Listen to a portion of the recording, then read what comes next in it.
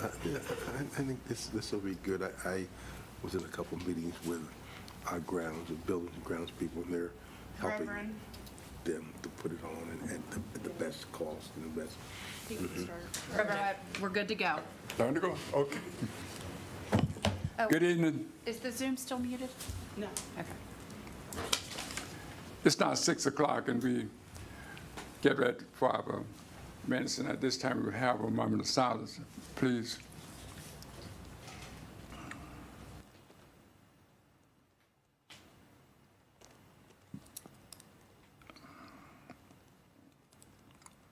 Amen. This time we'll have the announcements by our secretary.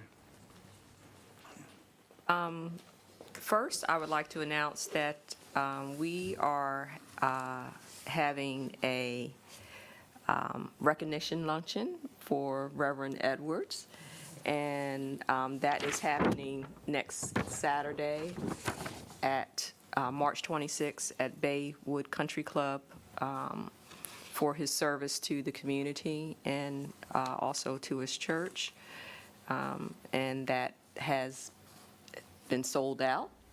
So, and the commission and members of the city council will be attending as well. And the next announcement is that Southern Delaware Alliance is having a concert on June 18th. Yes. And the Chantels will be in concert, and I'll let Miss Rachel talk about that a little bit more. Well, just briefly, it's a fundraiser for the Alliance, and one of the Chantels actually lives around here. I haven't met her, but I'm hoping that I'll get to meet her. I'm hoping we can get her to appear on Delmarva Life or something before the event to publicize it. But it's a fundraiser, so please bring everybody you can think of with you to the concert, because it's going to be a blast. And And it's at the high school auditorium, I'm sorry. at Cape and Lopin High School. Cape and Lopin High How many School. seats are there? I think 750. Okay. Yeah, And you said that you've already sold about 300 tickets already, so. yeah. Also, we want to recognize Women's History Month, in which we celebrate the contributions of women who have made the United States and our town in particular. We want to honor them, and I just wanted to mention a couple fun facts that Women's History Day began in 1909, Women's History Week began in 1978, and Women's History Month, and it expanded to a month in 1987. We know we've had strong women in our lives, especially here in Lewes, and they were courageous and well-doing. Some of them were mothers and housewives, domestics. Many of them kept our churches going. They were the backbone for, or the helpmeet for our men in the community. Many became professionals, and many encouraged and fought for civil rights. So we just want to give them their due recognition during Women's History Month. And the last announcement that I have is that Reverend McCafferty and Ms. D-Lot and Carl are all excused for today's meeting. Let me get a give of the announcements and other announcements. Any other announcements? Okay, Reverend. Okay, for approval of the announcements. Everyone approve the announcements? Approve of the minutes. Yes.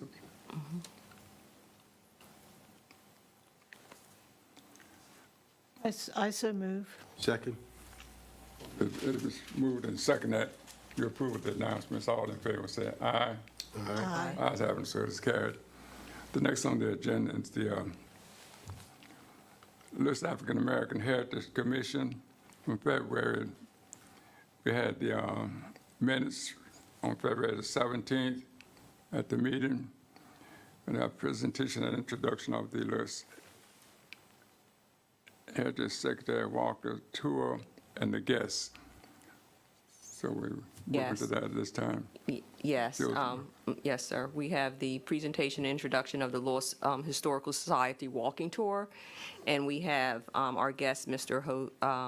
Jose Marcos Salaveria, and Mr. Daryl Cuba will be presenting a little bit later concerning the walking tour that has commenced, and they're going to give us an overview of that this evening.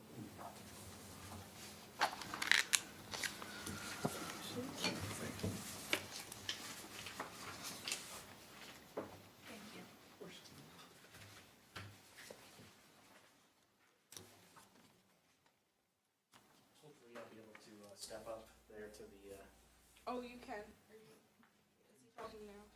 Trina?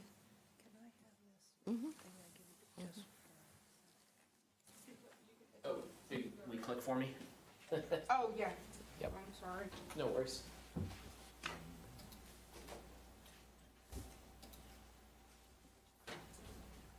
Awesome. So those who don't know me, my name is Marcos Salaveria. I'm the Director of Education of the Lewes Historical Society. Been a Lewis towner for the last 9 years, and I'm very pleased to have, under our previous administration, been appointed to begin the research for the organization and presentation of this tour. We'll walk you through very briefly some of the sites in town. We began these tours after 2 years of research. We began these tours just this last February, on February 24th. We are very pleased to say that in less than a month's time, we've had over 50 attendees, which is certainly something of a record for Lewes in the wintertime. The title of these tours came out to be Finding Their Voices, the History and Legacy of the African American Community in Lewes, Delaware. The Finding Their Voices comes from a quote of Ileasa Chavez that teaching, and specifically teaching critical thinking about history, is a way to help people find their voices.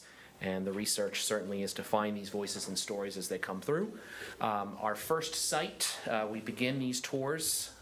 Right now, they are scheduled every Saturday and Sunday at 2 p.m. And Tuesdays at 4 p.m., lasting through the end of October. But we begin our tour right on the Historical Society's complex campus at the end of 2nd Street, 110 Ship Carpenter Street, outside of what's known as the Hiram Rodney Burton House. The Hiram Rodney Burton House dates between 1720 and 1740. What's up on your screen and in your packets here, this is a period of time Lewes has always been tightly connected to Philadelphia. The image that's there, it's important to note to every visitor here to Lewes that the image here is the second London coffee house dating to mid-1750s, visited by Washington, Jefferson, Franklin, Adams, our founding fathers, as specifically during the time of the Continental Congress, when they introduced that all men are created equal. It was a difficult thing at the very beginning of our country. The image there shows zoomed in. This was a slave block location around the corner from the founding of our country. So a history that is present with us even before that time, but present and something still to recognize and acknowledge its impact specifically on the waterways of Delaware and Pennsylvania. Next. Our next building is a building that's been on the historic campus since about 1993, originally referred to as the Plank House, or the old Plank House. Recent research in the last 2 years has been uncovered to show that the map that is there on the screen, and you'll get a close-up in a moment, the map that is there on the screen is dating to 1891. And it actually is one of the earliest maps of Lewes. It depicts just a mile up Pilot Town Road at about 314 Pilot Town Road, if you do the zoom in on that map. Thank you. It depicts 10 buildings that are known and referred to at the time as quote-unquote the old slave quarters, right next to what at the time is referred to as quote-unquote the colored graveyard. This is the present-day St. George's Cemetery. The plank house on the campus of the Historical Society matches the same size and dimensions of these 10 buildings. We are reinterpreting it this year as the Enslaved Persons Cabin. The names that are associated with those cabins in 1891 are names of families that are still present in Lewes today. Lockwoods, Wilkbanks, Malls, and Lewes. So again, though, to imagine and to put into context inside of this building that one of the largest enslavers at the time of 1864 by the name of Caleb Rodney Paintner would have enslaved 50 individuals, 10 cabins, the mathematics of the difficulty of the life and conditions, reinterpreting this cabin as one of its proven usages is key to the society. So next, if you would. So getting you guys quickly through all our sites. We, of course, staying on the campus, we have the Menhaden fishing reel. Will not rehash too much of the history for, I think, those here and anyone in Lewes has heard a great deal about it. What I will certainly reiterate is that bottom phrase up on the screen, that this reel causes the observer to reflect on an era of nationally segregated communities, schools, and services. Contrary to the national norm, work taking place within Lewes at the Otis Smith Fishing Industries plant and fleet were unique, where conditions were integrated. And the stories that are being shared, Trina, thank you for your stories, your family. Reverend Edwards, thank you for your stories of your experience. These are stories that have to continue to be told, and realize that within living memory, these stories are told to every visitor to Lewes. Next. Just again, an example of the reel in work. Site number 4, we step off our historic campus and onto Park Avenue. 307 Park Avenue, very few existent buildings still in their original locations. This is one of the few. 1901, Delaware's General Assembly appropriated $6,000 for a schoolhouse for the colored population of the state. $100 of that money came to Lewes to build this site. The site still stands in its original location. It is today a private residence, but for visitors, and most especially younger visitors, the realization that the school was a difficult challenge when the grades went only through 7th or 8th grade for much of the 20th century. 1950, the Reverend C. Jason Comprehensive High School was the first high school in the county, self-transport, and that is today still education, Delaware Technical Community College. Not on the slide here, but additional knowledge again to share with folks that, of course, today DSU, Delaware State University, the first higher education level available to African Americans, and again, still an institution of education today. And indeed, one of our first photographs found within the collection and being shared through this tour and through our upcoming mobile app at a later time. This is a 1907 photograph taken in front of the first Negro school, as it was known. 1907. Again, you can stand in the same place and look into the eyes, the faces, and hopefully the emotions of the students who attended this very school. And so next, if you will. Of course, we'll have to speak about Reverend McCaffrey not here this evening, but have to mention, of course, St. George's AME Church. Will not go too much in the history, as I think this commission knows a great deal about it. But to visitors, stressing the fact that we have a national figure in Richard Allen, one of the founding fathers, same period, same era of Washington, Jefferson, Franklin, and we have as well Absalom Jones, again another Sussex County, another Delaware native, two men who, after certainly experiencing a bias, separated and were able to found their own church, and the seeds planted existing into to St. George's AME Church still to this day. And the local hero name, of course, as well, that we've submitted, as this commission knows, submitted for a historic marker, Peter Lewes. That Peter Lewes, the son of a shipbuilder, and a shipbuilder himself, a property owner of 300 acres by 1866, donated land so that this church, the third church in this location, the reiteration, could be found and continues to this day. So again, raising up the local figures that we have here in history. Next. Our site number 6, representing the Happy Day Club, previous even going further back to when it was Robinson's Coliseum, becoming, of course, a popular visitation spot and cultural institution, part of the Chitlin Circuit, seeing big name acts by the 1950s such as Duke Ellington, Ray Charles.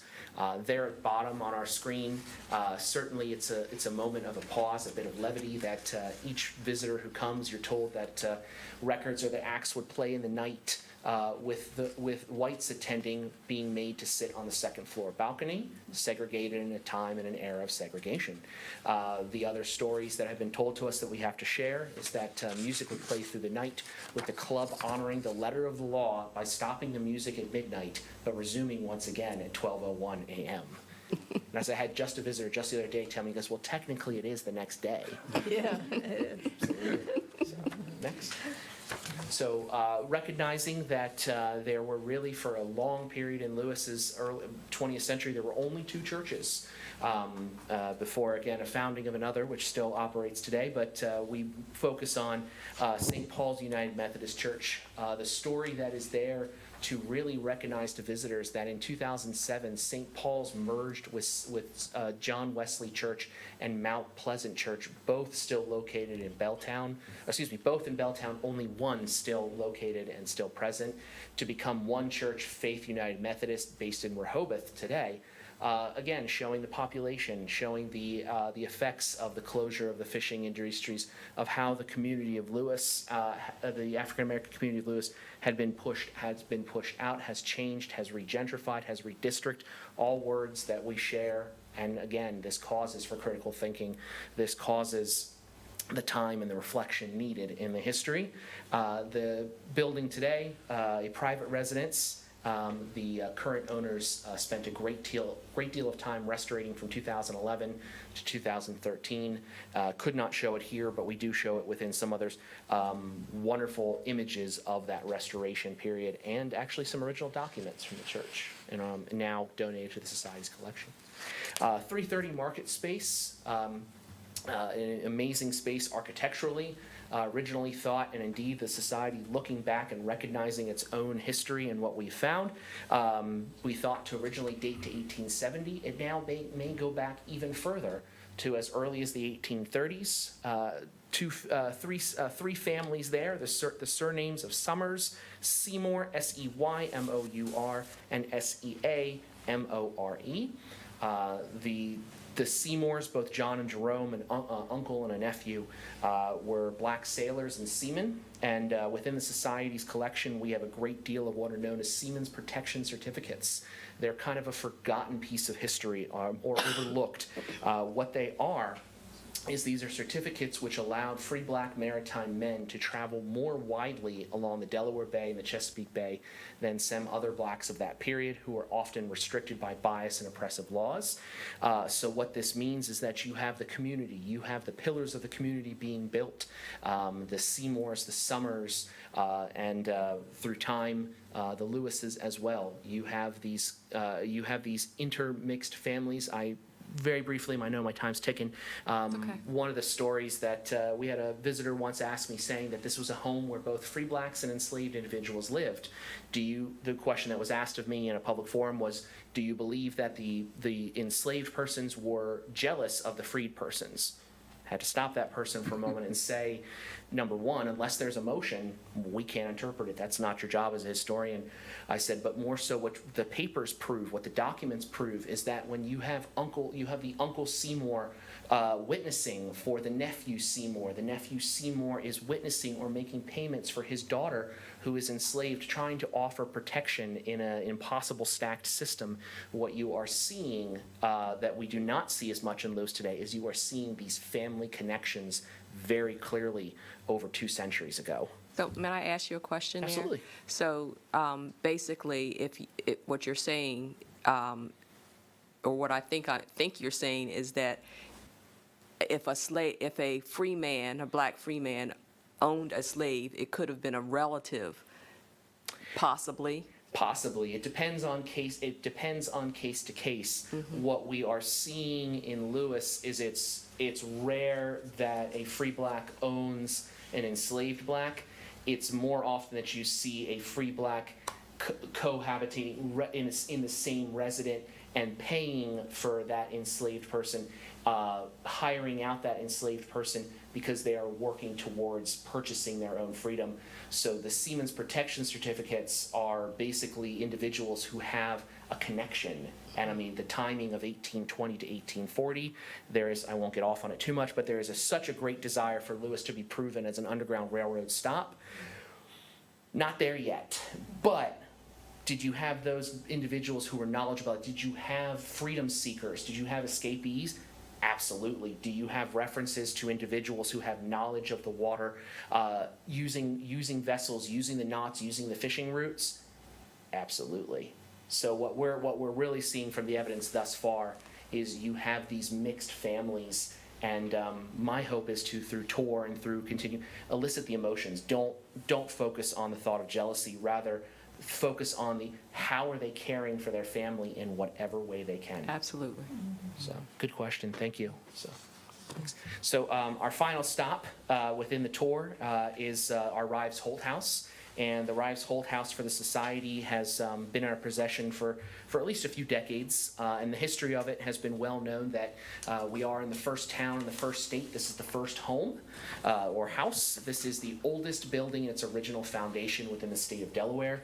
The Society's just redated 1665. The timbers were felled to build it, but probably 1685, the first residence. Named for Rives Holt. He was a confidant to William Penn. He arrives in 1723. He lives there till 1763. What Rives Holt does is he wills it to his daughter. She adopts through marriage a young man by the name of Jacob Jones.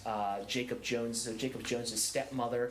Jacob comes here at the start of the American Revolution, about 6 to 8 years of age. He sees the revolution. He sees the British vessels with guns trained on our coast.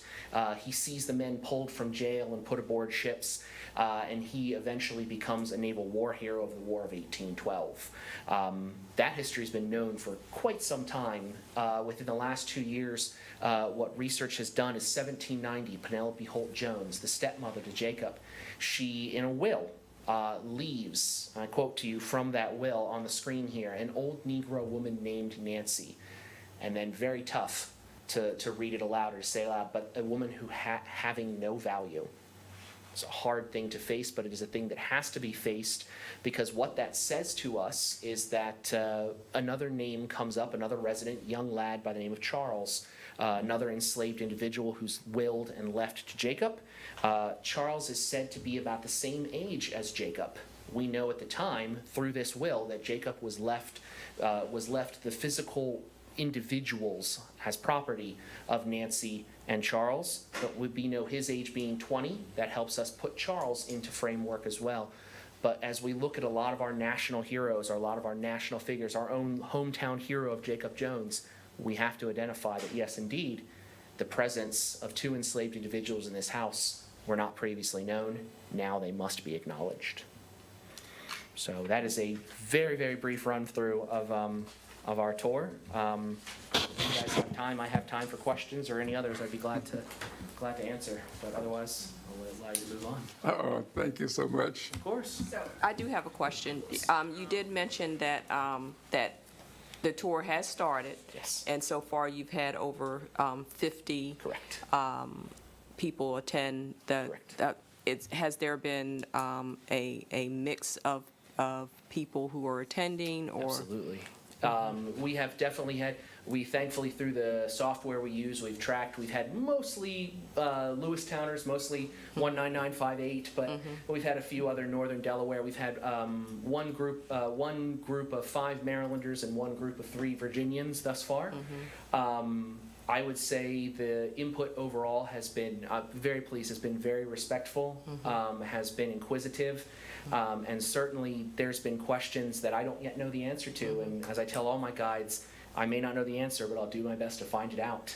So more research to come. And is there a map of the tour that you're giving people or something to hand out, or is it just a verbal type It is walk? verbal. There's not a map yet, although the society has just upgraded one of our maps, and I won't put you on the spot too much, but that's an idea for discussion. That's certainly an idea for discussion, that we could certainly single out these locations, because it took a good deal of time to find these locations, and know as well, I won't take your time too much, Daryl, but talking about the oral histories, we are continuing throughout this year a mobile app which will contain the oral histories throughout Sussex County. There's 25 total sites. These are just the first 9 within walking distance of Lewes.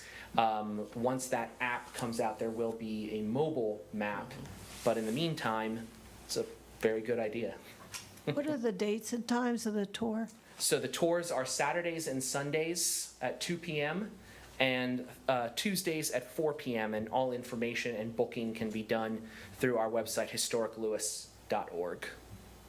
I think I saw them the other day. I'm sure we've walked past your home a couple times. And so. I think you did mention that one time during the tour that you had the Reverend McCafferty had the opportunity to give an appearance. Yes, it was wonderful. And contribute to some of the I mean, one history of of our St. George. Absolutely. I mean, one of our most important sites is certainly the Harrison Smith, the Forgotten Cemetery, the Old Negro. It has so many names, but again, the AME, the St. George's AME Church Cemetery, is a little bit off of our walking route, but it's such significant to this history because there has for a long time been known, about 300 bodies, recent research, over 500.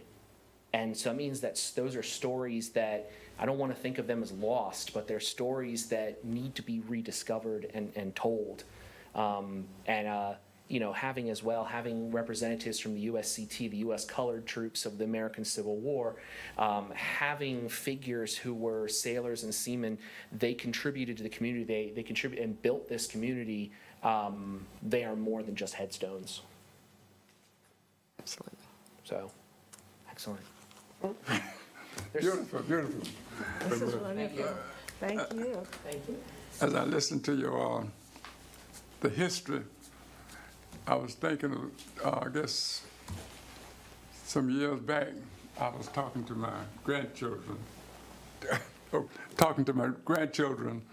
and I told them, I said, if I could look back 65 years, being up at the, when you mentioned Happy Day Club, having a good time on a Friday evening, and all of a sudden the whistle blow from down at the Fish Products Company, everybody take off with the cars, race and get out because the fish boat's coming in, and the music going good, and your joint had to leave everything and go down to fish factory to go to work. But it's good history, I think, and thank you so much for opening this up. I'm gonna gather a lot of people around me one day and just say, well, let's talk about it, and I'll tell them some stories, about the fish products. Well, you're gonna be on the you and a lot of other people. We are going to be on that oral history that we're going to talk about in a few minutes. And okay, thank you so much. Bishop Jones's wife was the first beauty shop black beauty shop on 2nd Street. So black business, and probably the only one since then. Yes. So yes, that's a great history as well. So you have a lot of history at this table. If we move forward to the, I believe on the agenda, Number the history 5. marker update. Sure. I did made a copy of the email that I got from Taylor Reynolds, who's the Delaware Historical Marker Program Coordinator. He said, "I hope you are doing well and enjoying spring weather we are having." And he was pleased to notify us that the State of Delaware Historical Markers Committee has reviewed our application for the Peter Lewes marker, and it has been approved by the committee to receive a historical marker. So the one thing that still needs to be done is the text needs to be decided on. And they wanted 2 members from Lewes to be part of that, and Reverend McCafferty is going to be one. She volunteered because she was very involved in getting the other marker. And also Marcos volunteered to do that. And Taylor said that's fantastic. So they'll be working with Taylor's committee to finalize the words on the marker. It's going to take a while, though. He says a year to maybe a year and a half before the words get done and then it actually gets made, because there's a back order for markers. So anyway, we're good to go, pretty much good to go now, right? I'm just So that's waiting for good that news. And we're just hoping that we'll continue with the back order of markers, because we have Yes. so many more that we would like to Yeah. to have. So, and thank you, Marcos, for Yeah. participating. I mean, this has been so wonderful for the Historical Society, Libby, as the, director. I mean, we couldn't have done it without Denise, Marcos, and it would never have happened. Collaboration. Yeah, It's all about. yeah. Absolutely. Exactly, so I just want to thank you.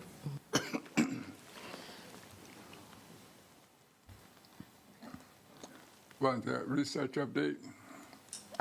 Okay, so we are excited about the oral histories that we are embarking on. We had a little slow start, but we are moving forward, and we have Mr. Daryl Kuba from the Lewes Historical Society who's going to talk a little bit about that. And Daryl, if you give a little background, because I don't know if everyone has met you yet. So a little bit of background on your history and whenceforth you cometh. Hi. Well, good afternoon, everyone. Good evening. I'm Daryl Cuba, the new oral historian for the Lewes Historical Society. And what you have in front of you are the questions we've come up, 10 in all, for the oral history project. And as Trina said, we are developing this project in full. So those 10 questions, and I guess, do we need to read them? Should we read them? I mean, I give a sample and just explain. Okay. 'Cause you read out.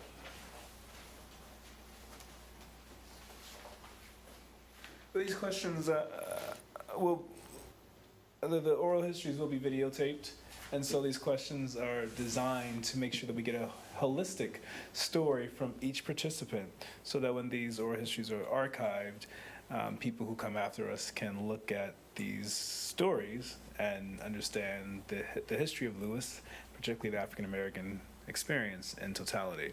If there's any questions, I'm trying to pull up my digital copy. If anybody Do wants you want to look at this? Oh, sure. I mean, it's,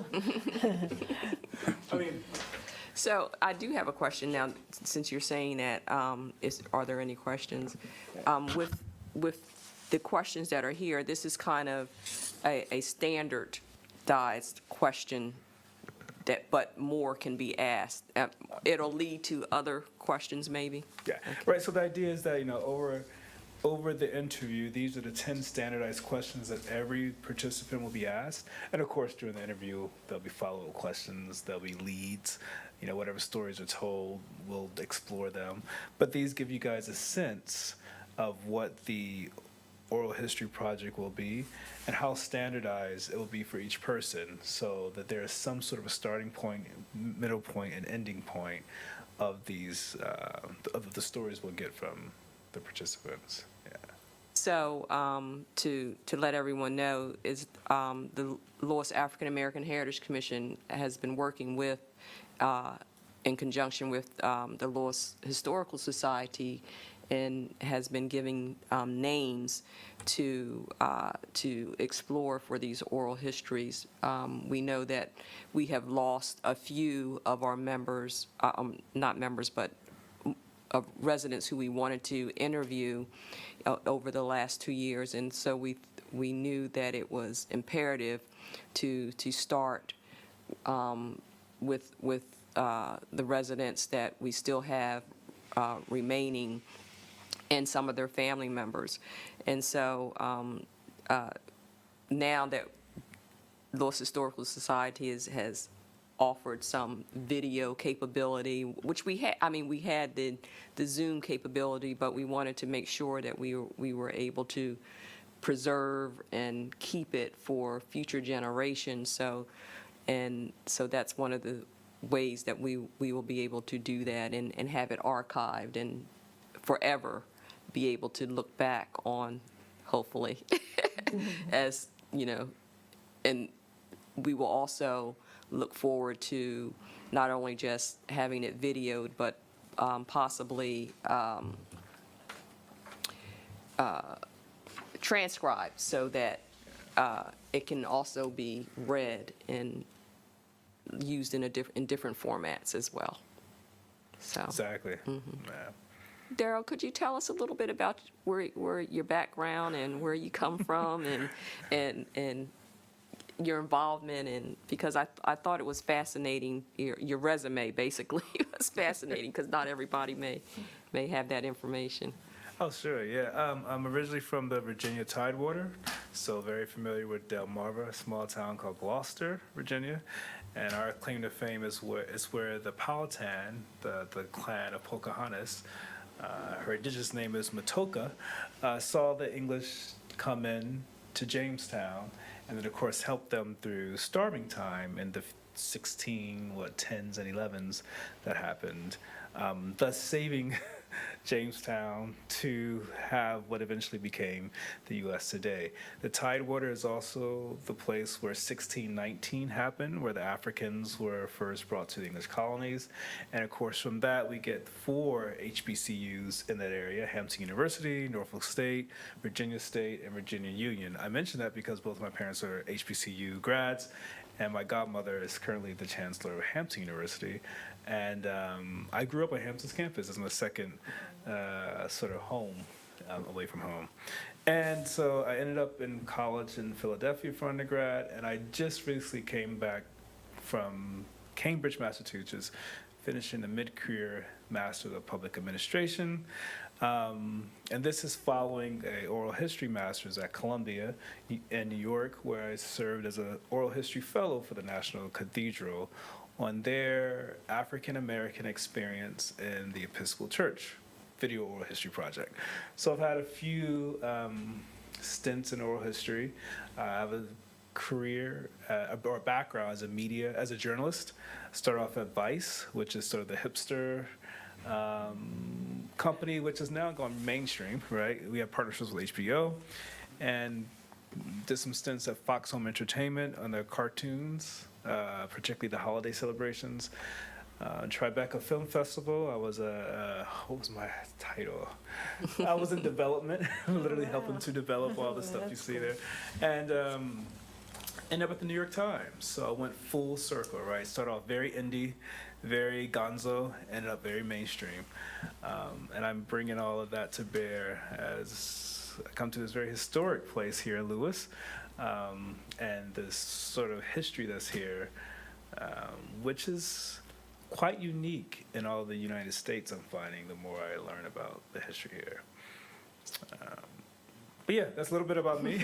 Well, I have a question. Can you take that, that kind of wonderful vibe and put it into our videos that you're making? Because, I mean, not that the stories aren't wonderful in themselves, but it would be cool on the podcast and, what you were talking about, for it to, have some of that.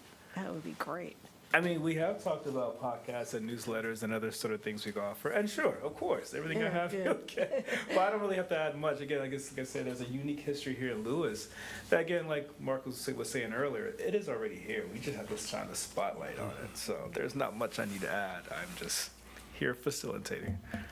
So, If I could just say something, Darrell, I really certainly appreciate, I think we all do, I know we all do appreciate you bringing your abilities here to work with the Lewes Historical Society into really developing this type of work. It's long overdue, and when we look at our grandkids and our great-grandkids and just people in America, it will finally bring it to the surface as to what America is and has been.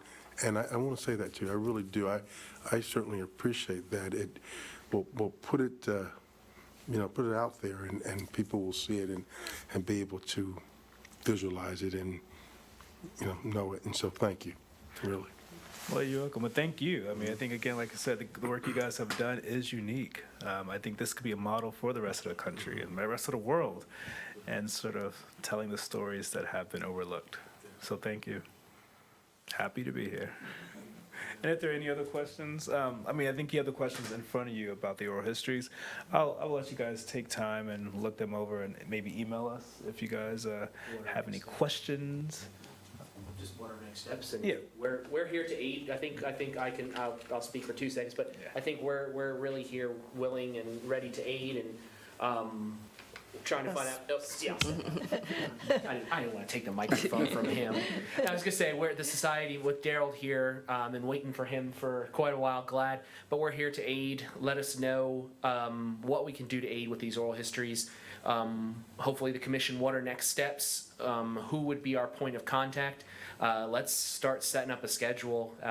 I think this is all a new history to me. Being here 9 years, but it's always been here. But now we're finally looking at it, and there's a lot in the community. You guys, I see it in everyone who speaks about the community members.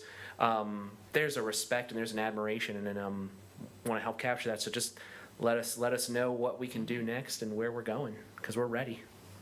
So are we. Awesome. Thank you It's both. exciting. Okay, Madam Clerk, Johnny Walker's update. Okay, I do have a update on Johnny Walker's, which is Miss Kay and I, Miss Kay and I, and Reverend McCafferty wasn't able to meet that day, but she is aware that all that's happening with signage and trying to obtain a picture of Mr. Johnny Walker so that we can, move it forward to a display, and also for an official christening, I guess, of the beach. So some of the signage, directional signage, is in motion, I believe, and we're just, waiting for all of that to come together. Maybe you should call it a baptism, since Reverend Edwards told us that great story about baptizing people at the beach and in the wheelchair with the waves coming at them.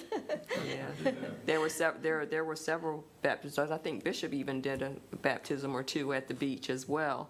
So, and maybe some other pastors along the way. But yeah, absolutely. Mm-hmm.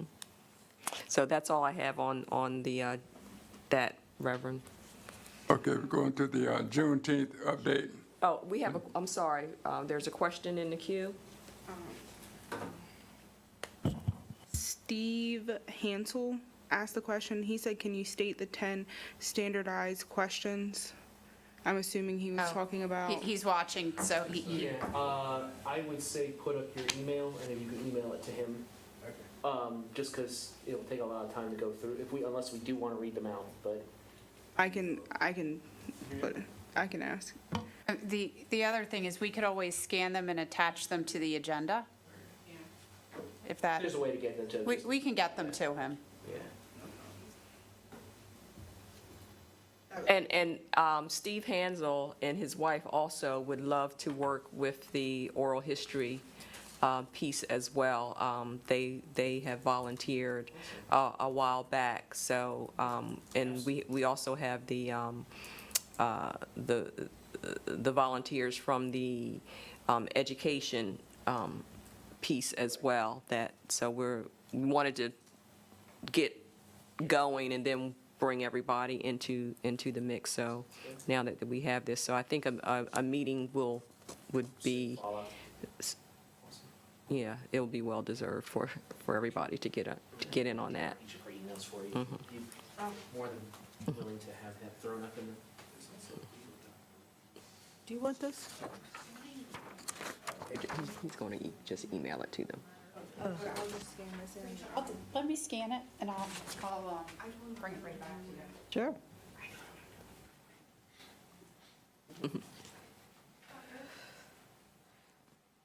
Look at all So- this technology. I Why know. not use it? Because it is on a Google Doc, I could have just flashed it up there while I was speaking. No worries, we'll get it to them. Okay, Reverend. Ready? Okay, the Juneteenth update. Yes, I do have a things are going really, really well for the Juneteenth update, for the Juneteenth celebration, which is going to be June 25th, from 1 to 6 p.m., which is a Saturday, and the rain date is June 26th. We had to do a rain date because we do have a lot of food vendors, and we don't want their food to go to waste or be bad in case there is a drenching rain. We are planning to still go on if it's just a little light rain the Friday before or the day of. But we did have to make a contingency so that we just didn't want the celebration to not happen.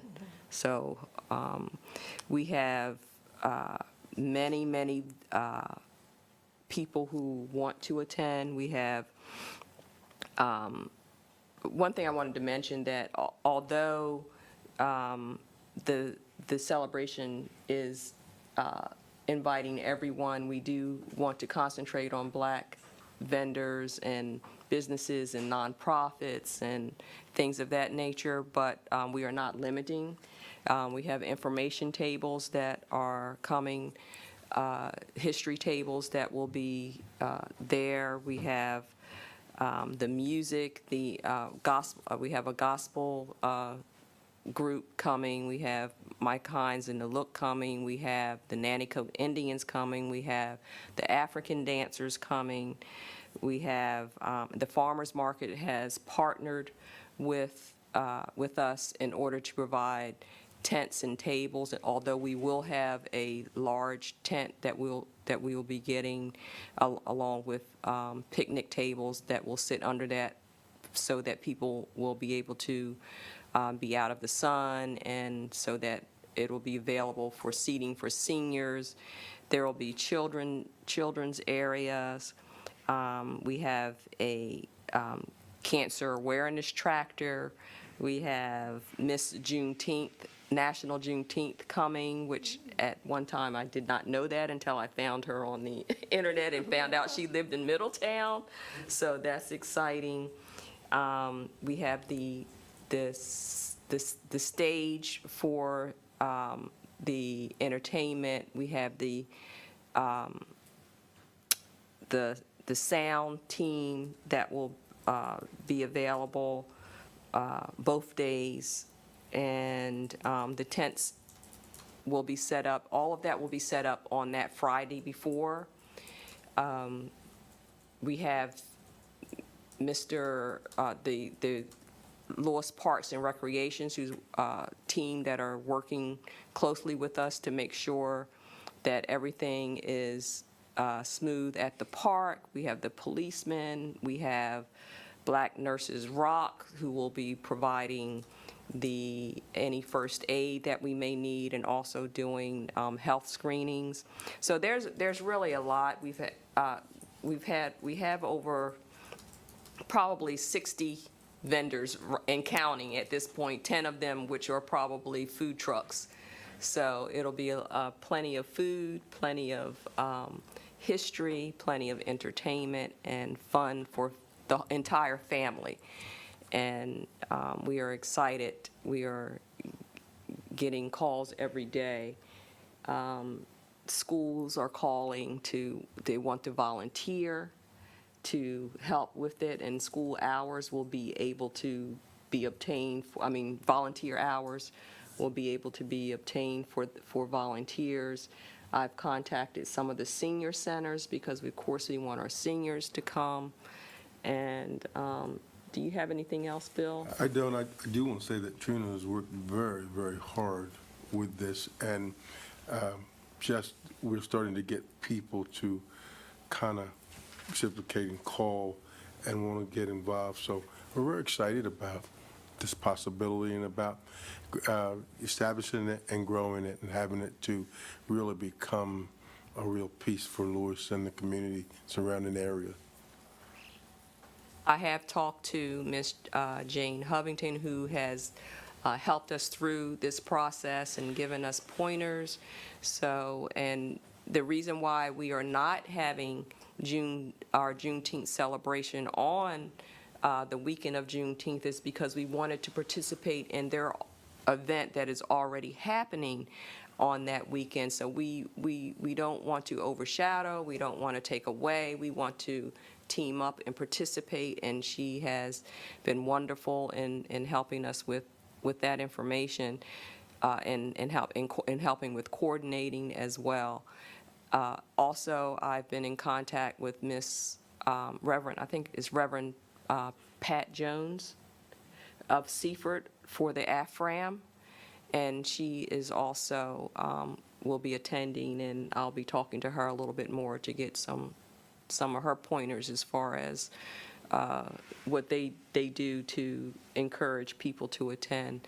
One thing that we decided is that we did not want to have a vendor fee or a table fee. We wanted everybody to participate. We know COVID has been so hard on people and businesses and organizations.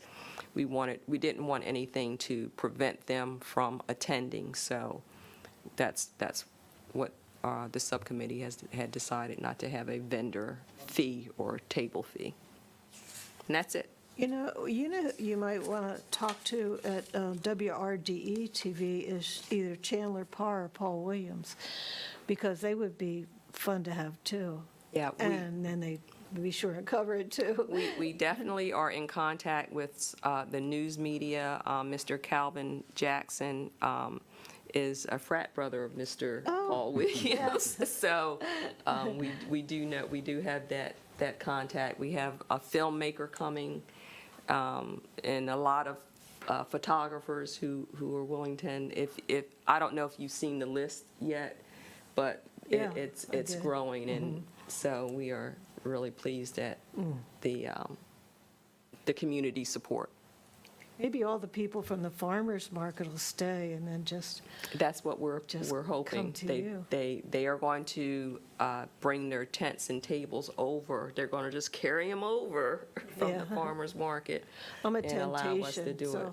I'll probably help you with the tents. Yeah, and they are volunteering as well. So. Cool. Public Arts Commission. So for public arts, the update for public arts is that all of the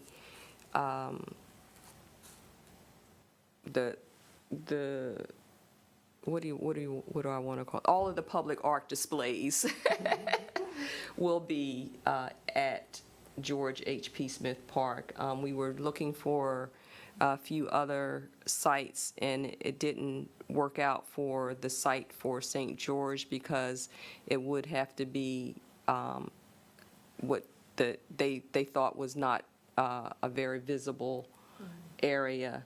So all of the pieces will be moved to, or will be put on display at George H.P. Smith Park, and they should be up prior to Juneteenth, so that would be another piece to incorporate in the Juneteenth celebration with the pictures that Bishop and I have submitted, and some from the Lewes Historical Society and some for some other places. So those are being finalized as we speak. Wonderful. The update of Manhattan Fish Net Reel. The only update I have is that a decision has been made by Mayor and City Council. And my very rudimentary interpretation of this is that the Amendment B has been approved, and which I believe is that it can stay, and it may be able to just have to be moved a little, but it can stay on the property. But that's just a basic understanding. I don't know if you want to add anything, Ms. Amory, but that's just it. Yeah, so the ordinance that was approved defines, it changes some of the definitions related to museums and adds a definition for museum exhibition. And then for outdoor museum exhibitions, it establishes a maximum height and a setback. So the net reel would have to comply with that height and setback. So it would be in the same location, just a setback from where- Exactly. It does not need to leave the campus. Okay.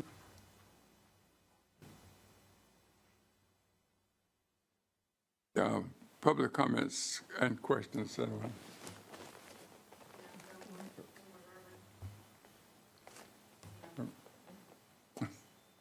I don't have anything. Anybody else? Comment, we feel good.